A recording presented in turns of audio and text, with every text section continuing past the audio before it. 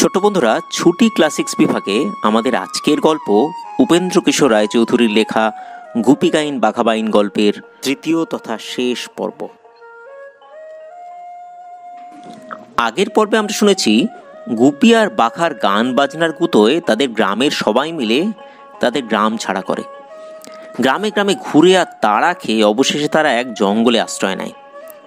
ভাগ্যক্রমে দুজনেই একই জঙ্গলে এসে উপস্থিত হয় এবং গুপি বাঘার বাজনা দূর থেকে শুনে কোনো এক বিষম জন্তুর ডাক ভেবে ভয় পায়, আর অন্যদিকে বাঘাও গুপির গান শুনে কোনো এক ভয়ঙ্কর জন্তুর ডাক ভেবে থরথরিয়ে কাঁপে। এই অমূলক ভয় যখন তারা দুজনেই জঙ্গল ছেড়ে যাবে বলে ঠিক করে, তখনই তাদের দুজনের দেখা হয় এবং তারা তাদের ভুল বুঝতে পারে। এরপর তারা ভাবে রাজবাড়িতে গিয়ে দুজনে একসাথে গান বাজনা করে তাকে শোনাবেন। রাজবাড়ি যাবার পথে নৌকো উল্টে নদীর জলে ভেসে তারা এক ভয়ঙ্কর জঙ্গলে এসে ভেড়ে। সেই জঙ্গলে তারা দুজনে গান বাজনা শুরু করতেই দলে দলে ভূতেরা এসে জড়ো হয়। তাদের গান বাজনায় খুশি হয়ে ভূতেরা গুপি আর বাঘাকে ভূতের রাজার ছেলের বিয়েতে গান গাইতে নিয়ে যায়। সেখানে তাদের গান বাজনায় খুশি হয়ে ভূতেরা তাদের 3টে বর দেয়। প্রথম বরে তাদের গান বাজনা যতক্ষণ চলবে ততক্ষণ কেউ তা ছেড়ে নড়তে পারবে না। দ্বিতীয় বরে তাদের খাওয়া পরার যা প্রয়োজন হবে তা তারা ভূতের দেওয়া থলিতে হাত ঢুকিয়ে চাইলেই পেয়ে যাবে। আর তৃতীয় বরে ভূতের দেওয়া 2 জোড়া জুতো পরে যেখানে যেতে চাইবে তারা সেখানেই যেতে পারবে। এরপর তারা ভূতেদের কাছে বিদায় নিয়ে সেই জুতোর সাহায্যেই রাজবাড়িতে পৌঁছয়। রাজবাড়ির ভেতরে ঢুকে পড়ে রাজার ভয়ার্ত চিৎকারে বুদ্ধিভ্রষ্ট হয়ে গুপি আর বাঘা জুতোর কথা ভুলে গিয়ে দৌড়ে পালাতে গিয়ে পাইক পেয়াদাদের হাতে ধরা পড়ে খুব মার খেল আর বন্দিও হলো। কারাগার থেকে পোশাক পরিবর্তন করে তারা আবার জুতোর সাহায্যে রাজবাড়ির বাইরের মাঠে এসে পৌঁছল। তাদের চিনতে না পেরে অন্য কোনো রাজ্যের রাজা ভেবে সন্ডির রাজামশাই সমূহ সমাদর করে তাদের রাজসভায় নিয়ে গেলেন। এদিকে বাঘার ঢোলটা ধরা পড়ার সময় রাজার শোবার ঘরেই তার ফেলে এসেছে। আবার রাজার পেয়াদারা সেই 2 বন্দীকে কারাগার থেকে আনতে গিয়ে দেখলো সেই দুজনে উধাও। দারোগা পেয়াদারা আর রাজামশাই এই 2 বন্দীকে ভূত বলেই ঠাওর করলেন। আর তাদের এটাও মনে হলো যে এই 2 অতিথি আর 2 বন্দী আসলে একই লোক। না, লোক নয়, ভূত। তারা গুপি বাঘাকে ভূত ভেবে তাদের বাগানের এক কাঠের রাজপ্রাসাদে আশ্রয় দিল।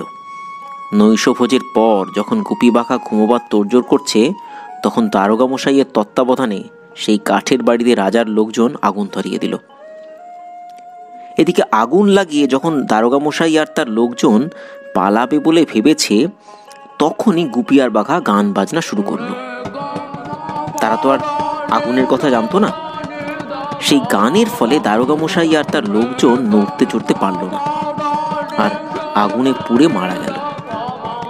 গুপি বাঘা যখন টের পেল যে আগুন ধরে গেছে তাদের ঘরে, তখন তারা জুতোর গুণে সেখান থেকে পালালো সেই জঙ্গলে যেখানে তাদের দুজনের প্রথম দেখা হয়েছিল। এদিকে এসব খবর পেয়ে সন্ডির রাজামশাই ভয়ে সেই যে ঘরে গিয়ে লেপমড়ি দিলেন, 1 মাসের মধ্যে আর ঘর থেকে বেরোলেনই না। এদিকে গুপি আর বাঘা সেই আগুনের ভিতর থেকে পালিয়ে একেবারে তাদের বাড়ির কাছে সেই বনে এসে উপস্থিত হয়েছে, যেখানে প্রথমে তাদের দেখা হয়েছিল। তাদের বড় ইচ্ছা যে এত ঘটনার পর একবার তাদের মা বাপকে দেখে যায়। বনে এসেই বাঘা বলল, গোপীদা, এইখানে না তোমায় আমায় দেখা হয়েছিল? গোপী বলল, হ্যাঁ। বাঘা বলল, তবে এমন জায়গায় এসে কি একটু গান বাজনা না করে চলে যেতে আছে? গোপী বলল, ঠিক বলেছ ভাই, তবে আর দেরি কেন, এই বেলা আরম্ভ করে দাও। এই বলে তারা প্রাণ খুলে গান বাজনা করতে লাগলো। এর মধ্যে এক আশ্চর্য ঘটনা হয়েছে। একদল ডাকাত হাল্লার রাজার ভান্ডার লুটে তার ছোট ছেলে 2টিকে শুদ্ধ চুরি করে নিয়ে পালিয়ে এসেছিল। রাজা অনেক সৈন্য নিয়ে তাদের পিছু পিছু প্রাণপণে ছুটেও ধরতে পারছিলেন না। গুপি আর বাঘা যখন গান ধরেছে ঠিক সেই সময় সেই ডাকাতগুলো সেই বনের ভিতর দিয়ে যাচ্ছে। কিন্তু সে গান একবার শুনলে তো আর শেষ অবধি না শুনে চলে যাওয়ার জো নেই, কাজেই ডাকাতদের তখন সেখানে দাঁড়াতে হলো। সারা রাতের ভেতরে আর সে গান বাজনাও থামলো না, ডাকাতদেরও সেখান থেকে যাওয়া ঘটল না। সকালে হাল্লার রাজা এসে অতি সহজেই তাদের ধরে ফেললেন। তারপর যখন জানলেন যে গুপি আর বাঘার গানের গুণেই তিনি ডাকাত ধরতে পেরেছেন, তখন আর তাদের আদর দেখে কে। রাজকুমাররাও বললেন, বাবা, এমন আশ্চর্য গান আর কখনো শুনিনি, এদের সঙ্গে নিয়ে চলো। কাজেই রাজা গুপি আর বাঘাকে বললেন, তোমরা আমার সঙ্গে চলো, তোমাদের 500 টাকা করে মাইনে হলো। এই কথায় গুপি জোর হাতে রাজামশাইকে নমস্কার করে বললে, মহারাজ, দয়া করে আমাদের 2 দিনের ছুটি আজ্ঞা হোক। আমরা আমাদের পিতামাতাকে দেখে তাদের অনুমতি নিয়ে আপনার রাজধানী থেকে উপস্থিত হব। রাজা বললেন, আচ্ছা, এই 2 দিন আমরা এই বনেই বিশ্রাম করছি, তোমরা তোমাদের মা বাবাকে দেখে 2 দিন পরে সেখানেই আমাদের পাবে। গুপিকে তাড়িয়ে অবধি তার বাবা তার জন্য বড়ই দুঃখিত ছিল, কাজেই তাকে ফিরে আসতে দেখে তার বড় আনন্দ হলো। কিন্তু বাঘা বেচারার ভাগ্যে সেই সুখ মেলেনি।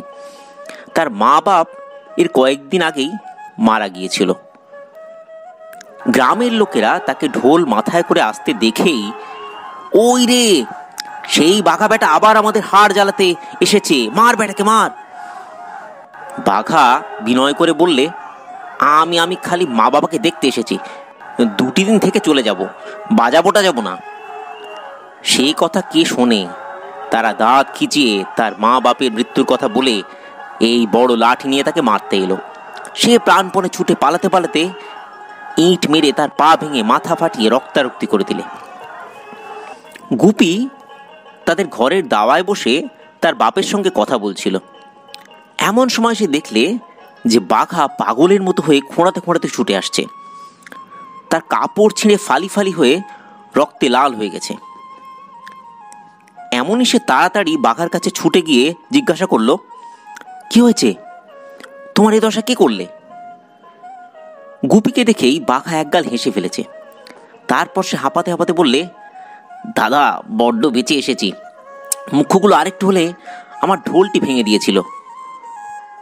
গুপিদের বাড়ি এসে গুপির যত্নে আর তার বাপ মায়ের আদরে বাঘার 2 দিনে যতটা সম্ভব সুখেই কাটলো। 2 দিন পরে গুপি তার বাপ মায়ের কাছ থেকে বিদায় নেওয়ার সময় বলে গেল, তোমরা তৈয়ার হয়ে থাকবে, আমি আবার ছুটি পেলেই আসবো, তোমাদের নিয়ে যাব। তারপর কয়েক মাস চলে গিয়েছে। গুপি আর বাঘা এখন হাল্লার রাজার বাড়িতে পরম সুখে বাস করে। দেশ বিদেশে তাদের নাম রটে গিয়েছে। এমন ওস্তাদ আর কখনো হয়নি, হবেও না।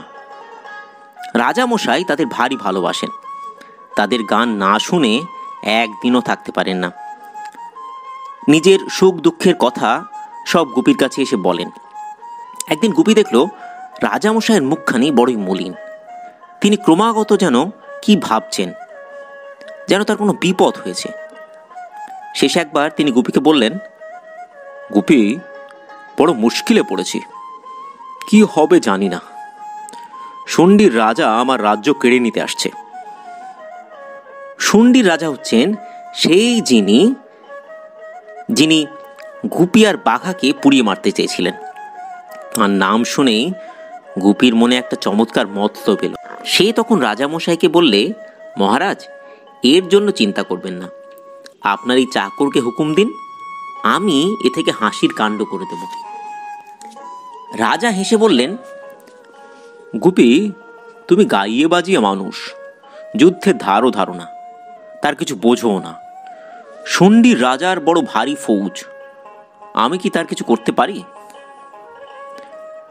গুপি বললে, মহারাজ, হুকুম পেলে একবার চেষ্টা করে দেখতে পারি, ক্ষতি তো কিছু হবে না। রাজা বললেন, তোমার যা ইচ্ছে তাই তুমি করতে পারো। এ কথায় গুপি যার পর নাই খুশি হয়ে বাঘাকে ডেকে পরামর্শ করতে লাগলো। গুপি আর বাঘা সেদিন অনেকক্ষণ ধরে পরামর্শ করেছিল। বাঘার তখন কতই উৎসাহ। সে বললে, দাদা, এবারে আমরা দুজনে মিলে একটা কিছু করবই।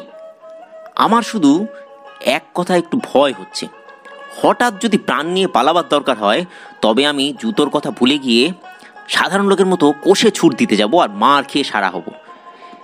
এমনি করে দেখো না, সেবারে আমাদের গাঁয়ের মুখ্যগুলোর হাতে আমার কি দশা হলো। যা হোক, গুপির কথায় বাঘার সেই ভয় কেটে গেল, আর পরদিন থেকেই তারা কাজে লেগে গেল। দিন কতক ধরে রোজ রাত্রে তারা শুন্ডি চলে যায় আর রাজবাড়ির আশপাশে ঘুরে সেখানকার খবর নেয়। যুদ্ধের আয়োজন যা দেখতে পেলে সে বড়ই ভয়ঙ্কর। সে আয়োজন নিয়ে এরা হাল্লায় গিয়ে উপস্থিত হলে আর রক্ষে নেই। রাজার ঠাকুর বাড়িতে রোজ মহা ধুমধামে পুজো হচ্ছে। 10 দিন এমনই ধরো পুজো দিয়ে ঠাকুরকে খুশি করে তারা হাল্লা রওনা হবে। গুপি আর বাঘা এর সবই দেখলে। তারপর একদিন তাদের ঘরে বসে দরজা এঁটে সেই ভূতের দেওয়া থলিকে বললে, নতুন ধরনের মিঠাই চাই, খুব সরেস। সে কথায় থলির ভিতর থেকে মিঠাই যা বেরুলো সে আর বলবার নয়। তেমন মিঠাই কেউ খায়নি, চোখেও দেখেনি। সেই মিঠাই নিয়ে বাঘা আর গুপি শুন্ডির রাজার ঠাকুর বাড়ির বিশাল মন্দিরের চূড়ায় গিয়ে বসলে। নিচে খুব পুজোর ধুম, ধূপ ধুনো শঙ্খ ঘণ্টা কোলাহলের সীমা নেই। আঙিনায় লোকে লোকারণ্য। সেই সব লোকের মাথার ওপরে ছড়াত করে মিঠাইগুলো ঠেলে দিয়ে বাঘা আর গুপি মন্দিরের চূড়ো আঁকড়ে বসে তামাশা দেখতে লাগলে। অন্ধকারের মধ্যে সেই ধূপ ধুনো আর আলোর ধোঁয়ায় কেউ তাদের দেখতে পেলে না। মিঠাইগুলো আঙিনায় পড়তেই অমনি কোলাহল থেমে গেল। অনেকেই লাফিয়ে উঠল, কেউ কেউ চেঁচিয়ে ছুটো দিল। তারপর 2-4 জন সাহসী লোক কয়েকটা মিঠাই তুলে আলোর কাছে নিয়ে ভয়ে ভয়ে দেখতে লাগলে কি সেগুলো। শেষে তাদের একজন চোখ বুজে তার একটু মুখে পুরে দিয়েই আর কথাবার্তা নেই। সে 2 হাতে আঙিনা থেকে মিঠাই তুলে খালি মুখে দিচ্ছে আর নাচছে আর আহ্লাদে চেঁচাচ্ছে।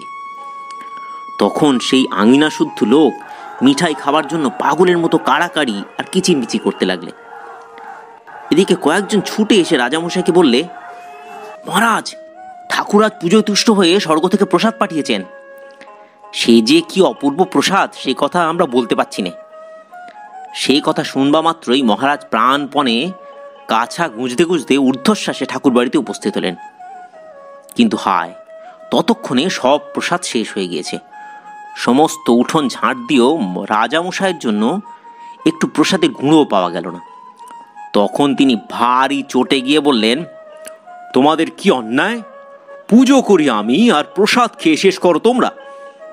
তোমরা আমার জন্য একটা গুঁড়ো রেখে দাও না, তোমাদের সকলকে ধরে শুলে চড়াবো। এই কথায় সকলে ভয়ে কাঁপতে কাঁপতে জোড়হাত হয়ে বললে, দোহাই দোহাই মহারাজ, আপনার প্রসাদ কি আমরা খেয়ে শেষ করতে পারি? বাপরে, আমরা খেতে না খেতেই ঝাঁ করে কোনখান দিয়ে সব ফুরিয়ে গেল। আজ আমাদের প্রসাদগুলো আপনি মাফ করুন, কালকে যত প্রসাদ সব মহারাজ একাই খাবেন। রাজা তাতে বললেন, আচ্ছা তাই হবে, খবরদার মনে থাকে যেন। পরদিন রাজামশাই প্রসাদ খাবেন, তাই 1 প্রহর বেলা থাকতেই তিনি ঠাকুর বাড়ির আঙিনায় এসে আকাশের পানে তাকিয়ে বসে আছেন। আর সকলে ভয়ে ভয়ে একটু দূরে বসে তাকে ঘিরে তামাশা দেখছে। আর পুজোর ঘটা অন্যদিনের চেয়ে শতগুণ। সবাই ভাবছে দেবতা তাকে খুশি হয়ে রাজামশাইকে আরও ভালো প্রসাদ দেবেন। রাত দুপুরের সময় গুপি আর বাঘা আরও আশ্চর্য রকমের মিঠাই নিয়ে এসে মন্দিরের চূড়োয় বসল। আজ তাদের পরনে খুব জমকালো পোশাক, মাথায় মুকুট, গলায় হার, হাতে বালা, কানে কুণ্ডল। তারা দেবতা সেজে এসেছে। ধোঁয়ার জন্য কিছুই দেখা যাচ্ছে না, কিন্তু তবু রাজামশাই আকাশের পানে তাকিয়ে আছেন। এমন সময় গুপি আর বাঘা হাসতে হাসতে তার উপরে সেই মিঠাইগুলো ফেলে দিলে। তাতে রাজামশাই প্রথমে একটা চিৎকার দিয়ে 3 হাত লাফিয়ে উঠলেন, আর তারপর তাড়াতাড়ি সামলে নিয়ে 2 হাতে মিঠাই তুলে নিয়ে মুখে দিতে লাগলেন আর ধেই ধেই করে নাচনটা যা নাচলেন। এমন সময় গুপি আর বাঘা হঠাৎ মন্দিরের চূড়ো থেকে নেমে এসে রাজার সামনে দাঁড়ালো। তাদের দেখে সকলে ঠাকুর এসেছেন ঠাকুর এসেছেন বলে কে আগে গড় করবে ভেবে ঠিক পায় না। রাজামশাই তো লম্বা হয়ে মাটিতে পড়েই রয়েছেন আর খালি মাথা ঠুকছেন। গুপি তাকে বললে, মহারাজ, তোমার নাচ দেখে আমরা বড়ই তুষ্ট হয়েছি, এসো তোমার সঙ্গে কোলাকুলি করি। রাজা তা শুনে যেন হাতে স্বর্গ পেলেন। দেবতার সঙ্গে কোলাকুলি টুলি সে কি কম ভাগ্যের কথা। কোলাকুলি আরম্ভ হলো। সকলে জয় জয় বলে চেঁচাতে লাগলে। সেই অবসরে গুপি আর বাঘা রাজামশাইকে খুব করে জড়িয়ে ধরে বললে, এখন তবে আমাদের ঘরে যাব। বলতে বলতেই তারা তাকে শুদ্ধ একেবারে এসে তাদের নিজেদের ঘরে উপস্থিত। ঠাকুর বাড়ির আঙিনায় সেই লোকগুলো অনেকক্ষণ ধরে হাঁ করে আকাশের পানে চেয়ে রইল। তারপর যখন রাজামশাই আর ফিরলেন না, তখন তারা যে যার ঘরে এসে বললে, কি আশ্চর্যই দেখলাম, রাজামশাই সশরীরে স্বর্গে গেলেন, দেবতারা নিজে তাকে নিতে এসেছিলেন। এদিকে রাজামশাই গুপি আর বাঘার কোলে অজ্ঞান হয়ে গিয়েছিলেন। তাদের ঘরে এসেও অনেকক্ষণ তার জ্ঞান হয়নি। ভোরের বেলায় তিনি চোখ মেলে দেখলেন যে সেই দুটো ভূত তার মাথার কাছে বসে আছে। অমনি তিনি তাদের পায়ে পড়ে কাঁপতে কাঁপতে বললেন, দোহাই দোহাই বাবা, আমাকে খেও না, আমি 200 মোষ মেরে তোমাদের পুজো করব। গুপি বললে, মহারাজ, আপনার কোনো ভয় নেই, আমরা ভূতও নই, আপনাকে খেতেও যাচ্ছি না। রাজামশাই কিন্তু তাতে একটুও ভরসা হলো না। তিনি আর কোনো কথা না বলে মাথা গুজে বসে কাঁপতে লাগলেন। এদিকে বাঘা এসে হাল্লার রাজাকে বললে, কাল রাত্রিরে আমরা সন্ডির রাজাকে ধরে এনেছি, এখন কি আজ্ঞা হয়? হাল্লার রাজা বললেন, তাকে নিয়ে এসো।